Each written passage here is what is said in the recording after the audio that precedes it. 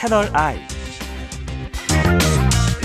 이럴 때일수록 소통의 시대를 위해서 문재인 대통령이 취임사에서 광화문 시대를 열겠다라는 얘기를 하셨는데 이제 집무실을 광화문 쪽으로 옮기겠다라는 얘기를 하셨잖아요. 후보 시절부터 계속 해온 얘기예요. 네. 그런데 문제는 이제 후보 시절에는 대선 기간이니까 자 민심을 얻기 위해서 선심성 공약 남발할 때입니다. 근데 그때는 광화문 집무실 가능한가? 사실 불가능에 가깝다 그랬어요. 왜냐하면 대통령에 대한 경호 체계가 있습니다. 네.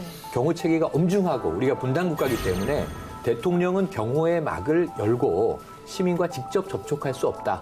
박근혜 전 대통령이 조금 과도하긴 했지만 은둔주의 형태로 네. 어느 대통령도 시민과 많은 접촉면을 갖기가 어렵다. 이렇게 고정관념처럼 돼 있었어요. 그래서 광화문 집무실 가능하냐 불가능하다. 지금 광화문으로 나온다 하면 서울 정부 청사밖에 없는 건데 서울 정부 청사가 여러모로 경호에 취약해요.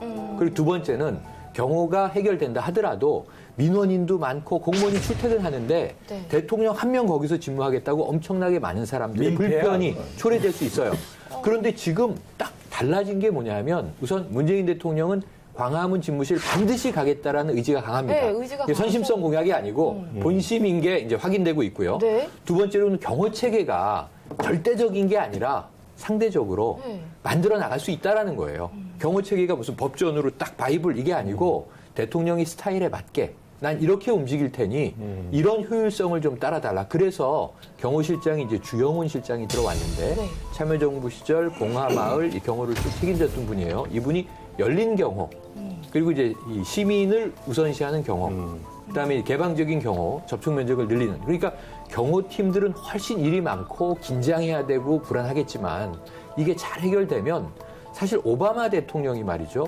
도망가거든요. 경호원 따돌리고 햄버거 먹으러. 그게 화제가 돼요. 미국은 총기도 막 우리보다 훨씬 돌아다니잖아요. 네. 근데 오바마 대통령이 용기 있게 그걸 감수하면서 얻어내는 국민들의 지지가 훨씬 컸던 거고 문재인 대통령도 아까 제가 인성 얘기했지만 이런 스타일을 포기하지 않을 거기 때문에 광화문 집무실은 기정사실인데 네. 다만 시간이 걸려요. 거기 이제 외교부가 들어있는 별관을 개조해야 되는 상황인데 리모델링하고 경호 체계 완성하고 시민들 공무원들 불편 없게 하려면 한 1, 2년이 걸릴 텐데 제 생각에는 한 내년 2018년 말 정도에 광화문 집무실이 열릴 것 같고 그러면 청와대는 시민공원으로 개방할 것이다. 저는 그 반대인데요. 저는 이게- 반대인데 네. 왜냐하면 광화문 정부종합청사에 대통령이 이 근무를 하게 되면 그 유리요 다 방탄 유리로 다 바꿔야 돼요.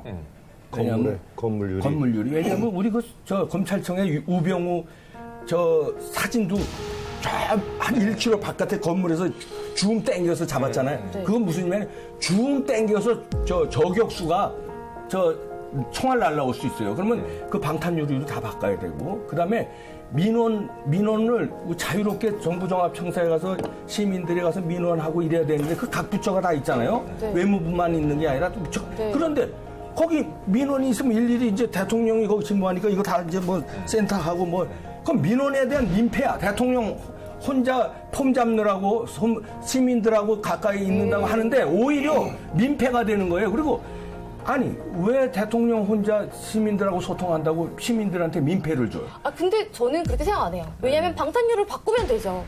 근데 그게 몇 장인데 바꿔요. 그걸 바꾼다는 것 자체가 그냥 광화문으로 옮긴다는 것 자체가 단순히 공간적이고 아니, 물리적인 이동인 걸 넘어서 약간 상징적인 또 아니, 의미도 있고 아니, 미국은 국민들과 뭐- 직접적으로 소통한다는 의미도 있고 미국은 할 일이 하는 거에 대해서 저는 훨씬 더 미국은 할 일이 상징적인 없어서 의미가 있다고 백악관이 생각해요. 있고 국무성 따로 있고 국방부 따로 있고 다 따로 있는 줄 알아요? 자, 미국은 저도 할 일이 의견 없어서 좀 내겠는데 이거는 갑론을박이 있고 김대중 후보의 공약 사항이었어요. 광화문 이전이. 근데 계속 모든 그 이후에 실현이 안 된 게 현실론입니다. 지금과 같은 이유. 근데 저는 반드시 이전해야 된다고 생각해요.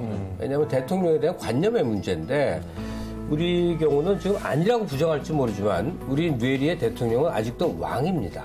선출된 왕이라는 관념이 있어요. 그런데 사실은 대통령제 하에 국가에서 행정력이 강한 건 사실이지만 그냥 강한 행정 수반이죠. 입법과 사법과 행정 그 세 축의 하나죠. 그걸로 전환이 되려면 즉 그냥 우리가 뽑은 대리인이라는 관념으로 되려면 정부 종합청사가 되건 하여간 그 시민 속에 다우닝가 10번지에 있는 영국 총리처럼 수상처럼 그렇게 돼야 되고 경호상의 이제 편의나 어려움을 자꾸 얘기를 하는데 다른 나라를 가보면 마찬가지예요. 제가 이 러시아 관광을 갔을 때 모스크바에 저희를 데리고 다닌 사람들이 막 웃으면서 지금 보이는 조건물에 푸틴이 앉아 계시대.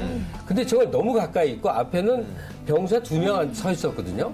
그렇게 열어는 않더라고요. 물론 안 보이는 곳에 어마어마한 뭘 조치를 했겠죠. 그건 틀림없는데 그렇게 이 우리 청와대처럼 그렇게 막 청와대가 저 경복궁 김정전 본다는 거거든요. 막 어마어마한 왕국으로 만들어 놓고 이러지 않아요. 그리고 아니 이 세종문화회관 또는 예술의 전당 또는 국립 장충동 국립극장 이게 다 독재유산들이어서 촌스러운 거예요. 아니, 그러니까 다우닝가 10번지처럼 청와대 대통령 집무실 있잖아요. 집무실 앞에까지 시민들 다 공개하고 거기 잔디밭 다 들어가게 하고 근무는 거기서 하라 이거예요. 그 거기서. 말이 그 말인 건데. 아니, 그걸 왜 정부 종합청사로 오냐고. 아니, 왜 그래야 되냐면. 다우닝가에도 거기 외교부랑 다 들어가 있어요? 청와대 하나로 인해서 총리 공간 잃어버린 말이지? 면적이 얼마나 되는지 아세요? 그 뒤에 북한 아, 그거 다 사까지 시민들한테 공개하면 그러니까 되지. 지금 집무실만 노란 말이야, 집무실만. 지금 청와대 부지 전체와 뒤에 북한산까지를 포함한 전체가 시민들의 공간이 되고 맞습니다. 대통령은 그야말로 행정수반으로서 그러면 출퇴근하는 사람이에요. 저는 이런 채널 I